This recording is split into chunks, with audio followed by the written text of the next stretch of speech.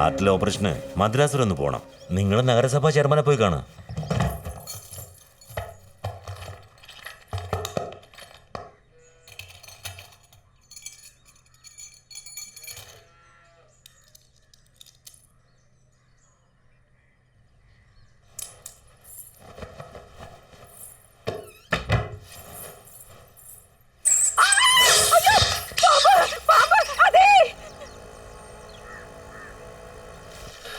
ഈ കൈ കൊണ്ട് എത്ര കട്ട ഉണ്ടാക്കിയിട്ടുണ്ടാവും.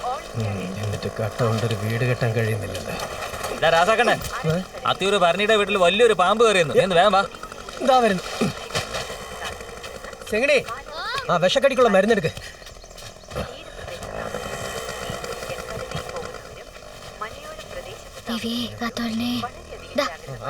ഇത് വായിലിട്ടോ. ശരി, കുഞ്ഞുമാ വന്നാ ഇത് കെട്ടി വെക്കാൻ പറ കേട്ടാ. അണ്ണാ പോവണ്ണ.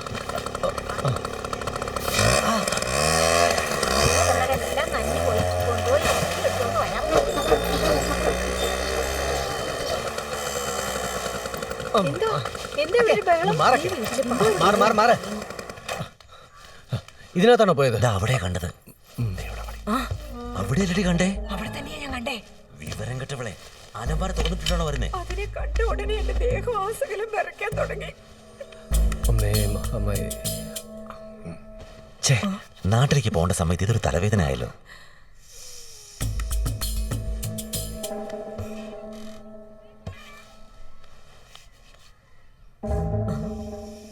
പിടിച്ചോ അതിനെ?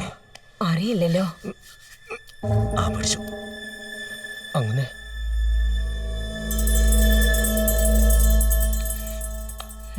അങ്ങനെ ഇവിടെ ഇല്ല. അങ്ങനെ ഇതാ കൊച്ചമ്മ കമ്മല്. ആ സ്വർണ്ണം വരുന്ന അലമാരിയിലൊക്കെ നോക്കിയായിരുന്നു. അതിനകത്ത് എങ്ങനെ കയറുന്ന ആ പറയുന്നത്? നാശം പിടിച്ച പാമ്പ് എന്നെ കൊത്തിയാലോ? പണ്ടാരക്കാരി.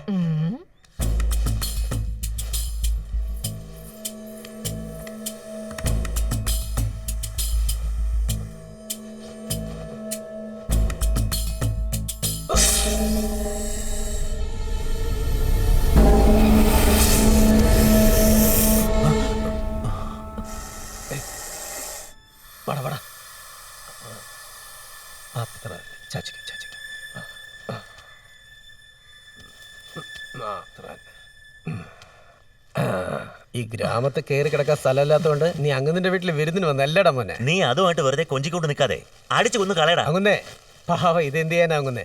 മേലിരിക്കുന്നവൻ പാവ ഇതിന്റെ നാക്കിലിച്ച് വിഷം തേച്ച് വെച്ച് കാണുന്ന ഡെയിലി അടി വാങ്ങി ചായനായിട്ട്. ഇതില്ലെങ്കിൽ നാടെ എലിയുടെ മേളാവും. അങ്ങുന്നേ ഇതിനെ കൊണ്ടുപോയി ഞാൻ കാട്ടി വിട്ടേക്കാം. എന്ത് പണ്ടാരെങ്കിലും കാണിക്കപ്പോ സമയം പോകുന്നു. ശരി, ഞാൻ പോകട്ടെ കൊച്ചമ്മ. ഇത്ര നേരം നീ എന്നെ ഉണ്ടായിക്കൊണ്ടിരിക്കായിരുന്നു. വണ്ടി സ്റ്റാർട്ട് ചെയ്ത് നിർത്തേണ്ടതല്ലേ? നോക്കട്ടെ. തലടാ. ഓ വരാ അങ്ങുന്നേ. എന്താ അങ്ങുന്നേ, വണ്ടി നാട്ടിൽ ചെന്ന് ചേരോ? വണ്ടി നിർത്തും. എടാ ഇങ്ങ് വാടാ. ഓ അങ്ങുന്നേ. അയ്യേ എന്താ അങ്ങുന്നേ ഇത്? വണ്ടി ഉന്തിയതിന് ഇതിനാ കാശ്. വേണ്ട അങ്ങുന്നേ. മാത്രമല്ല കൊച്ചമ്മ ഞങ്ങളുടെ നാട്ടുകാരിയല്ലേ. എന്തോ നാട്ടുകാരിയെന്നോ? ഇങ്ങനെയാണ് നിന്റെ സ്വന്തക്കാരി എന്ന് പറയല്ലോ നീ. പുറം പോക്കി കിടക്കുന്ന നീയൊക്കെ നാടിനെ കുറിച്ച് പറയുന്നു. ഡീസൽ ഉണ്ടോന്ന് നോക്കിയോ? ഉണ്ട് മുതലാളി. എന്നാ വിട്.